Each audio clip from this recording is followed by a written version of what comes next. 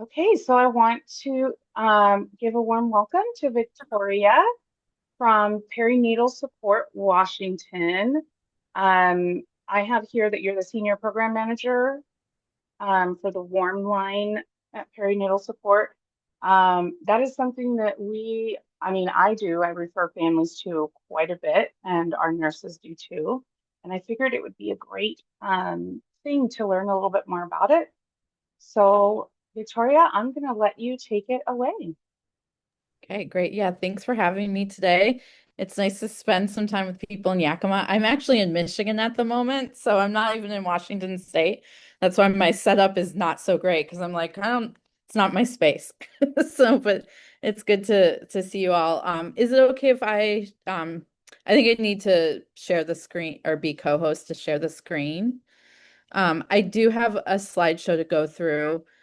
But we're a small bunch, and it's always nicer if there's like a conversation so just jump in if you have questions.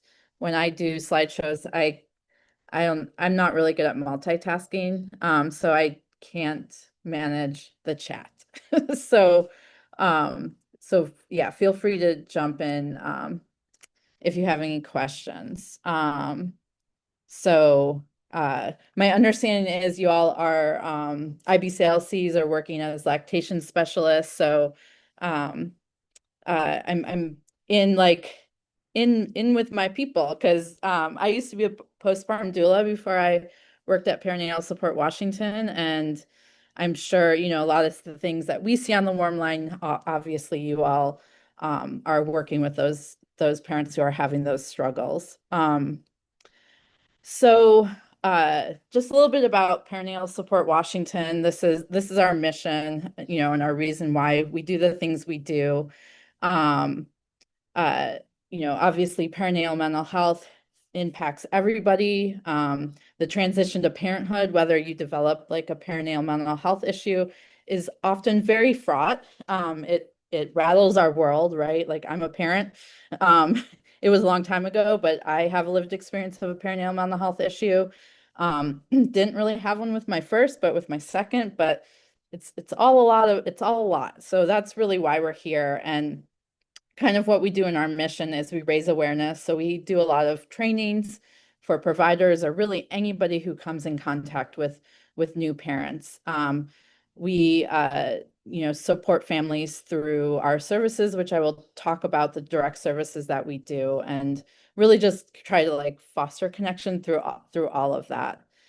So this is a long list of kind of all the things that we do at Perinatal Support Washington. So some of the things that I'm not going to talk about today, um, mostly I think I'm talking about all of it, but we do have professional membership. We have a directory, so providers, and we do have lactation consultants on there too, doulas, therapists.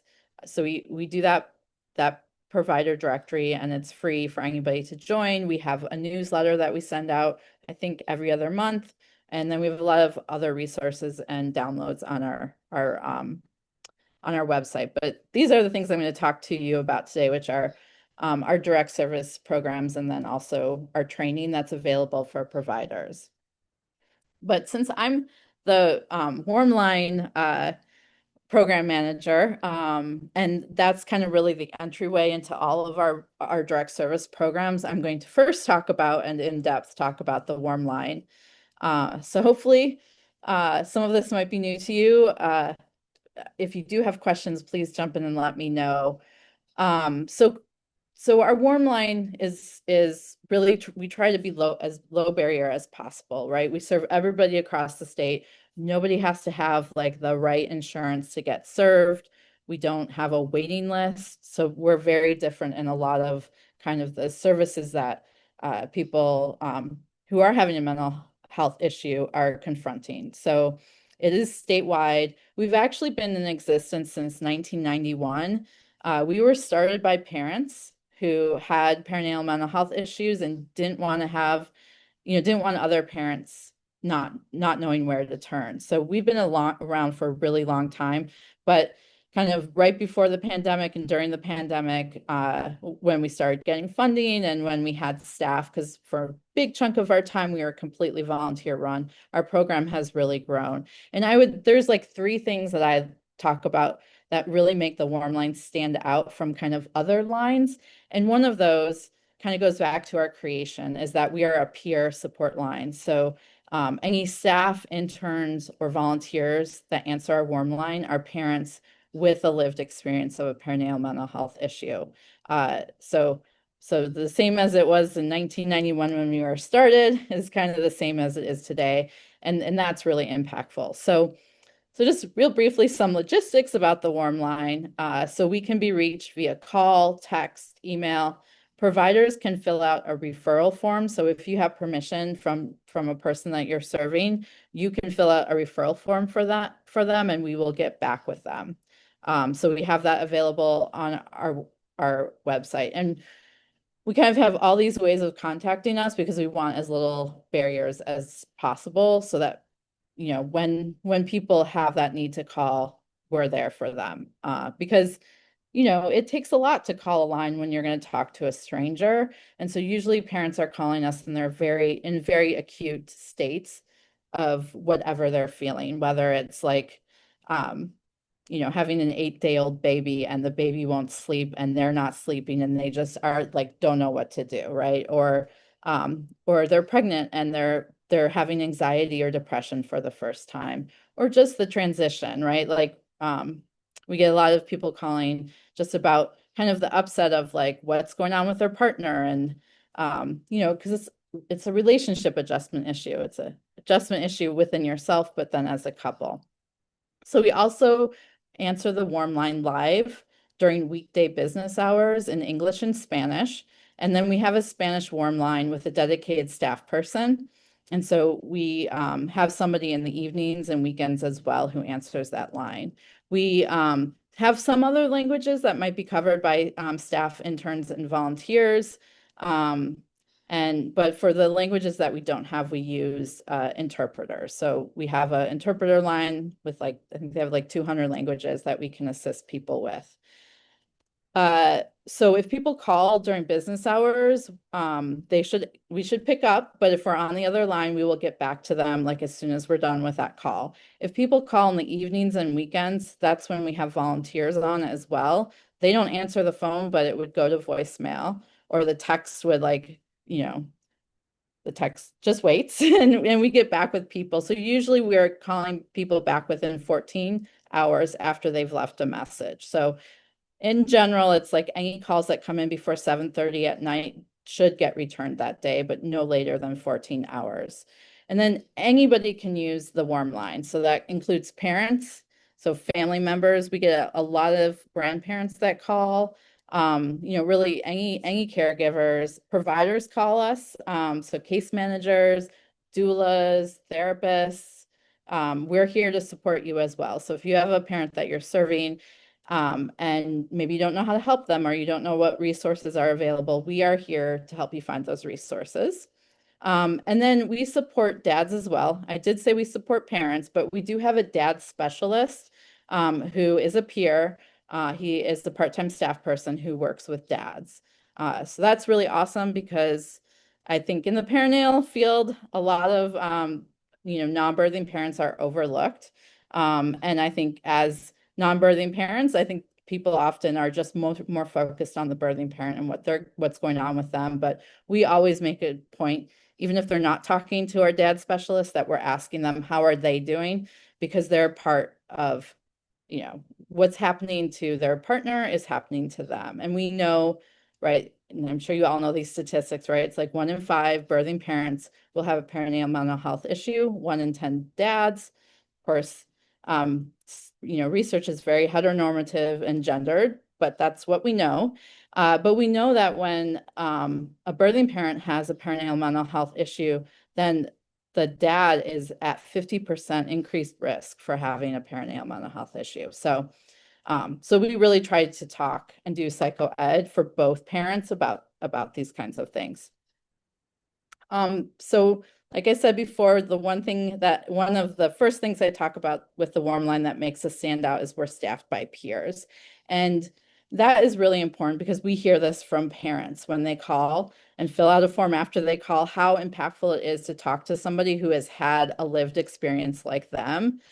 Oftentimes, parents have not told anybody how they're feeling.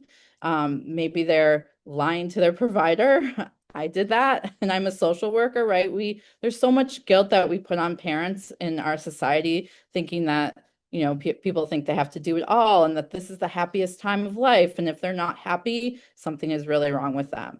So oftentimes, we're the first ones hearing it, and hearing from talking to somebody else who has been through it is so powerful because they feel alone, right? In this day and age, still, when we know so much about perinatal mood and anxiety disorders, people feel alone. They think they're the only ones. So talking with a peer really kind of butts up against that societal expectation that parenting is wonderful and it comes easy and everybody loves it, right? Um, so that's why it's so powerful.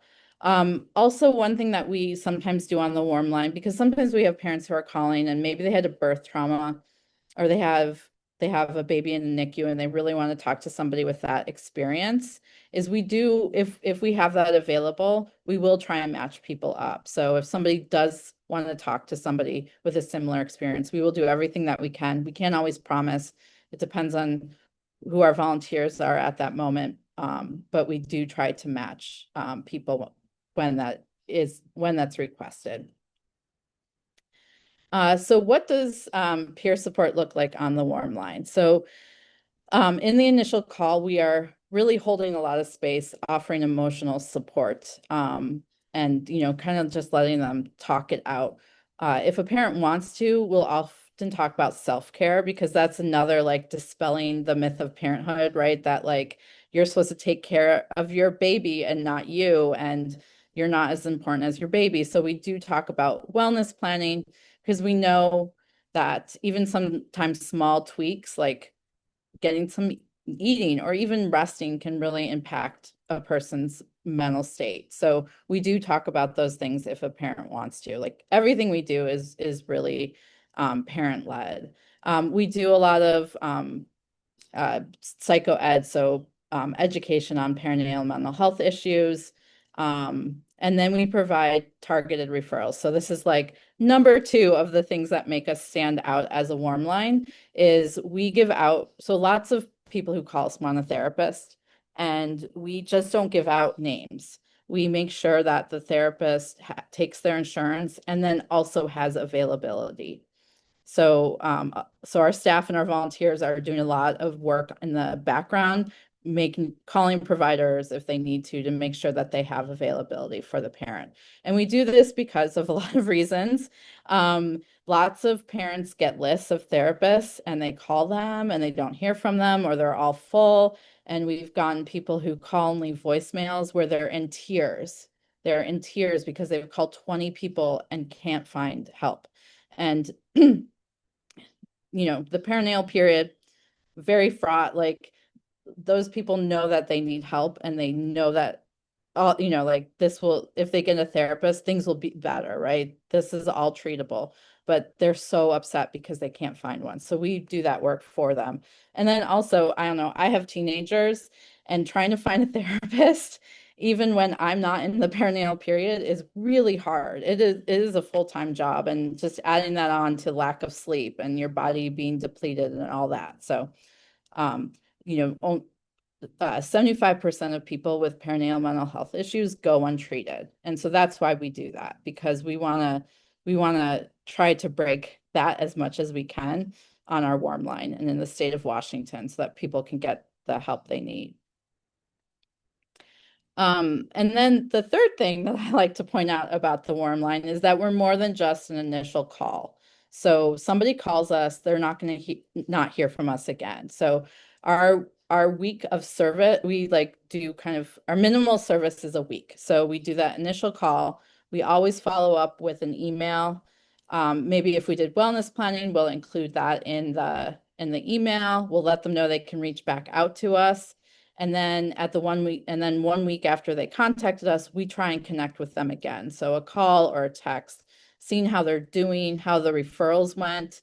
Do they need more referrals? Did they reach out to the referrals? If they did not, what was stopping them? What can we do to help?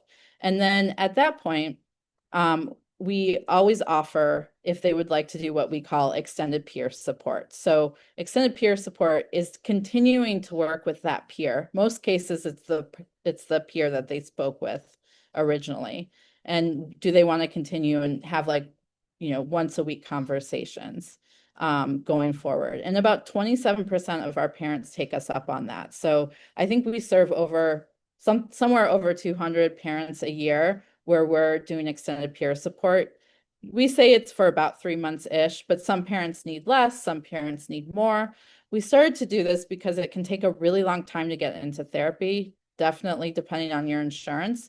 And so we wanted to like have kind of like a warm handoff. But we have found, because peer support is so special and different, that people who are in therapy also want to have peer support, and that it really they complement each other. So we do serve a lot of people who are already who are working with therapists. And our main goal in extended peer support, it is like kind of a mentorship relationship, right? You have like a parent who may be a little farther along than you, helping you through things. But we also want to help the parent build their social support network so that when the time comes that we don't provide those services anymore, they've built that support network and can get the support that they were getting from the WarmLine from, their friends or their family or their community. All right. So this is just a little slide if you're curious about what kind of issues people call into the WarmLine about, not surprising, anxiety and depression um, are up there. This changes a lot every year. I think a couple years ago, we did have breast chest feeding issues were in our top 10. About 4% of people who call us are calling specifically about that. But I'm sure you all know, right? Like we all know that all those issues up there impact, and it's like a two-way street, right? Impact breast and chest feeding issues, right? Like if you've had a birth trauma, that definitely can impact breast and chest feeding issues, as everything there can, right? Like if you're having relationship adjustment issues, are they not helping? Anyways, we could talk about that for a while, but and then this is just a slide to show where people are calling in from. So you'll see Yakima on there. So in 2024, we had 11 calls from Yakima. So these are the people that we know where they're located. And I can't remember what the percentage of, I think it's anywhere from 60 to 80% of those who call us, we know where they're calling from, that they've told us and they haven't declined telling us. But we're really, really trying to get the word out about the WarmLine outside of the Puget Sound, right? So we're happy to come and talk to, to any staff meetings or any other places that would be helpful that you think we should come and talk about the WarmLine. Sherilyn, I think you have a question. Yeah, thank you. I was just curious if you, like how often these statistics are updated and if you have any newer info on Yakima. I know we've started giving those out in our patient pamphlets that we give at the hospital. So I was curious if that's had any impact on how many callers you're seeing from Yakima. Yeah, I can look it up because I do this monthly and I'm about to do my tomorrow I am doing my report. Okay. It's actually quarterly, but I could definitely send that to you. Um uh Yeah, no in rush, but I'd love to hear, if Yeah. that's affecting our numbers and if, obviously more opportunity to grow that, but Yeah, and we're always happy to like talk about like, if you all have ideas. But yes, our brochures, and we have flyers, WarmLine flyers and stuff as well. But yeah, I can share with you what I have for the first quarter, and then when I have the second quarter, happy to keep sharing those with you. great, thank you. Yeah, yes. And again, we don't get it from everybody. But yeah, great. All right. So y'all probably know about our National Maternal Mental Health Hotline, and then of course the the suicide prevention lifeline. And so we just have this slide in here about like, what's the difference, who to call. So the maternal mental health line is awesome. We give it out to the parents we serve all the time because we are not available in the middle of the night. And I remember what I was feeling like in the middle of the night. I was looking for a number when I came home from the hospital, and there was none. And so thankful there is one now. And so we do give out the National Maternal Mental Health Hotline. When people call there and they say they're from Washington State, they are supposed to be given our number as well. But we are able to like really delve in and support people longer term. And then, also they're using a national database, which is why they try to refer to us, because we know more about what's going on the ground in Washington State and can give more direct referrals. So that's just a little information about all three lines. Definitely worthwhile to give them all out. Then we have our clinical therapy program. Again, you can refer parents to this. It's staffed by interns and externs, and we have staff therapists as well. There's the list of all the insurances that we take. We usually have a waiting list. We have one right now. We're not going to be able to serve people until the fall, so probably September, October, which really stinks. It's the state of mental health services in our world. But if you refer to them, they will try to find somebody outside of Perinatal Support Washington. If you refer to WarmLine and them, we will help. And we know it's really hard to find therapists for parents who have Medicaid. So we actually have a staff person where that's their job is to really develop those relationships and communities and really help to find therapists or organizations that do provide therapy, hopefully with a perinatal mental health lens. All right. And then this is how to refer to our programs. So anybody can call the WarmLine. And then, like I said, there is that link on our website to our referral form. So parents can fill it out themselves, and providers can as well. And I will share links when I'm done. I'll put the links in the chat. We also support and have some in-house support groups. So we provide training on running perinatal mental health support groups. It's called, we use a model called group peer support, and we have monthly consultations for facilitators who go through that training.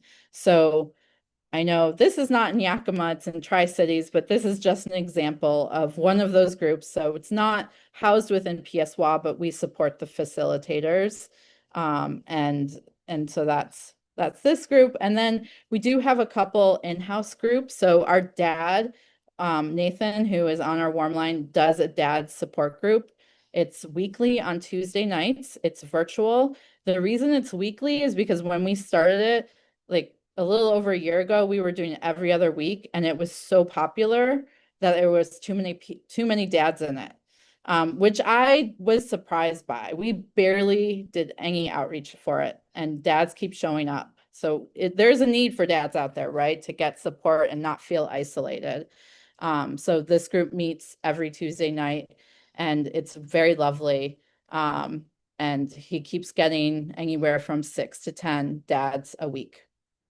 So it's drop-in group. So sometimes, anyways, it's awesome. So that's one group that we have in-house. And then we also have a grief and loss support group that's virtual, and it's held the second Monday of the month as well. And all of this information can be found on our website and directory. Now I'm going to talk about the provider directory real quick. We have a statewide provider directory. To be on our website, people have to apply. They have to show that they have experience and training in serving parents in the perinatal period and have knowledge and experience of working with perinatal mental health issues. And you can search by location, by insurance, and by specialty. So it's a really great resource. It's what we first go to when we're looking for therapists for WarmLine participants. But the information on there is only as good as when the provider updates it. So that can be a bonus to calling in the WarmLine, is that we're going to do the legwork of finding providers. And then we have professional training. If you don't know about this, most of our training is free and most of it is virtual. We are just now coming to the end. Usually spring is our busy time, but we offer a lot of free trainings throughout the year. We have like a 2-day general perinatal mental health training that we do for providers that's free. And then we have webinars, which you can get to on our website, which is pretty awesome. So an hour and a half webinar, we've been doing it for many years now. So there's like over 20, I think, on there. So you can find it like about mindfulness or working with LGBT community, working with dads. Just a lot is on there. So that's kind of some of our, there's the list of some of the webinar topics that we've done. And then we also work with communities across Washington State through a contract with DCYF, and they have a grant where you apply, and like 10 communities every year work with us in developing a perinatal mental health task force and support groups, and then we do trainings for those communities. So I believe, I don't know actually if the Benton Franklin Perinatal Collaborative is part of that, but I think they might be. So that's why that's here. And I know that's not in Yakima, but I was told that people from Yakima are welcome to join it. And Alma, who runs it, I don't know if y'all know Alma, but she is a wealth of information in her community. And so that's there. And then these are materials that are available. They're all free and you can order them. And I will put in the chat after this the link for getting these materials. So hopefully if the PSWA brochure had been in my packet when I was sent home from the hospital, I would have been calling the WarmLine that night. So I know people get sent home with a lot of information, but this is just things that maybe you can talk to people about and then give them the information to reach out for help. So these are all the things I'll put in the chat so that you have the links. And I love our quotes that people leave when they fill out our WarmLine user survey. So just another quote. Really, it always amazes me because it's such a busy time and overwhelming time that people take the 5 minutes to fill out the form and then write something like this, right? Like they didn't have to write this, they could have just checked all the boxes. But the being able to talk to somebody who's been there just makes such a huge impact. And then being able to have somebody take the weight off and find the resources for them is another huge thing that we hear about all the time. So I will stop the share. Victoria, there is a question. Alejandra was asking about Spanish-speaking staff and volunteers. Yes, we have Spanish-speaking staff. So our therapy program has one Spanish-speaking therapist. Of course, very long wait list for her. And then in the WarmLine, we have 2 staff that speak Spanish. So we have Ada, who is our Spanish WarmLine person who answers the WarmLine during the day. And then we have Aida, who covers evenings and weekends. So anybody who calls in who speaks Spanish can talk to somebody. Yes. And sometimes we have volunteers who speak Spanish. I think we might have a couple right now. But mostly we try to fill that need with staff. Victoria, the slide that you showed that has all 3, it's got the WarmLine, the hotline, and the suicide prevention one on it. Is that on your website that we can print off and handout? It is not, but I'm happy to share these slides if that would be helpful. Yeah, that would be Yeah. great. Mhm. Yeah, if you share those with me, and then I'll get them out with Okay, great. everything else. Okay, And wonderful. it looks like Mariah, sorry. She says, I'd love to connect further with you, Victoria, if you don't mind dropping your contact Yes, information there. yes, I can definitely do that. I love connecting with anybody. Like I love talking about the WarmLine. Um, it's my favorite thing to do. So I'm happy to chat with you all.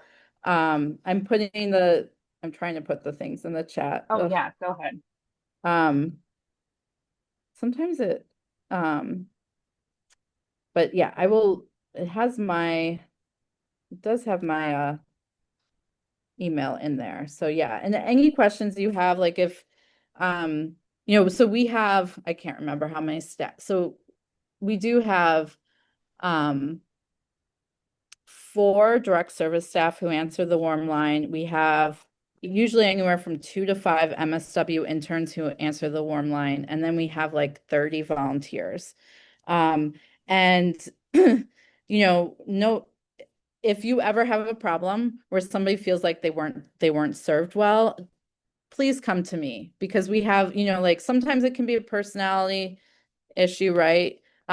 Sometimes it could be I don't know. Like we try to like do quality control with all that, and I really do feel like everybody comes into, like we provide our volunteers a ton of training. We just ended a training where they spent their whole weekend with us and then had like additional like 15 hours of things to watch, and role plays to do. So, but any issues that come up, please like feel free to reach out to me. And yeah, we are so happy to come and talk to staff at staff meetings or whatever about the warm line. So yeah. So hopefully I didn't go over, but I'm happy to answer any questions. No, you're fine. Does anybody else have any questions? I see Sherilyn said I really appreciated seeing the 3 phone lines listed side by side and the explanation. That was very, very helpful. Yeah, yeah.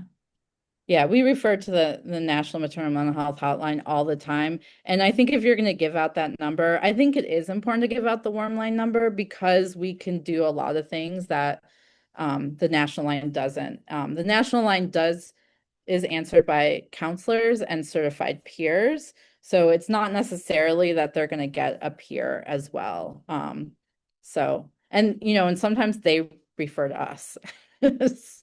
A lot of the time. A lot of time they're referring to us for resources. Mhm. I was very surprised by what you said about the attendance at the dad's group. I Yeah. have to say, I was very surprised by that. I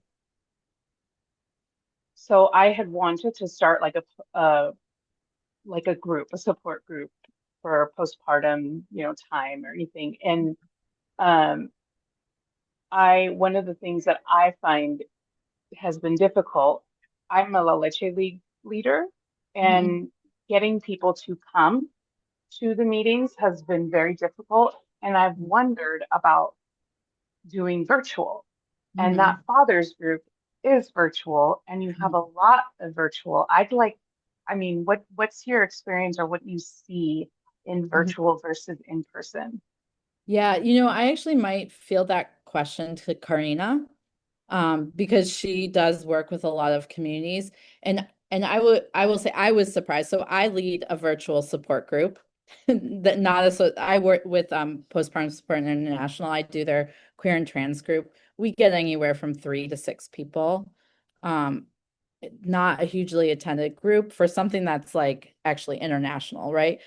And so when we started that, and just knowing we also do a lot of groups that are, they're perinatal, but mostly it's moms who are coming that aren't hugely attended just from my like, I don't have the data to say that, but so I was surprised by how many dads came. And it feels, and I could be wrong, but because this is just all anecdotal, it feels that there's nothing else out there for dads, right? And I feel like there's a recent study about parents being isolated, especially moms, but dads are isolated too. And our dad specialist talks about like when, what's so hard in the shift to parenthood for dads is usually the person they go to is their partner, right? Like that's their support. And now their support is not available. And so they're even more isolated. And so it feels like it really struck a nerve. So it feels a bit special because I know that I feel like some of our other support groups that might be more geared towards moms do not have that kind of attendance.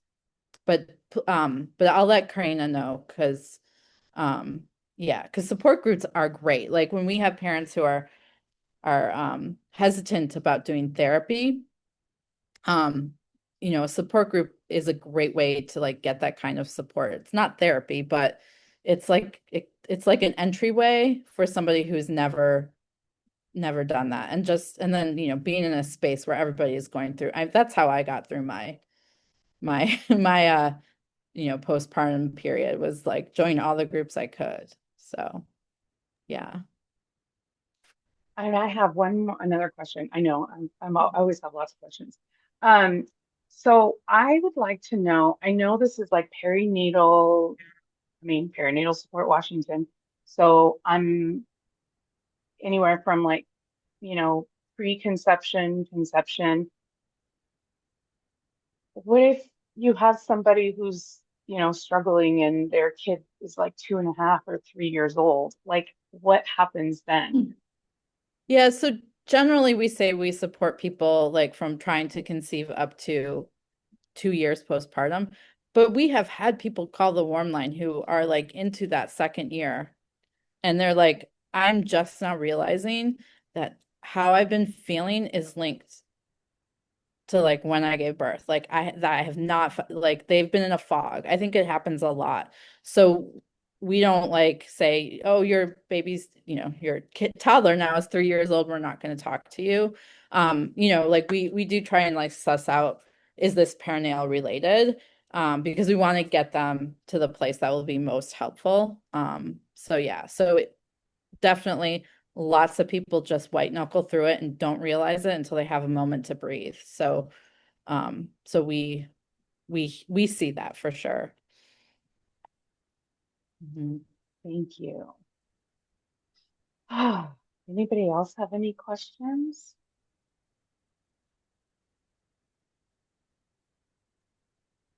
I don't have a question, but I will just share that Sherilyn and I were able to go to the 1-day course that they have in Ellensburg a couple weeks ago, and it was really, really great. Awesome. Great. Yeah, every spring we have a ton of trainings. Most of them are completely free.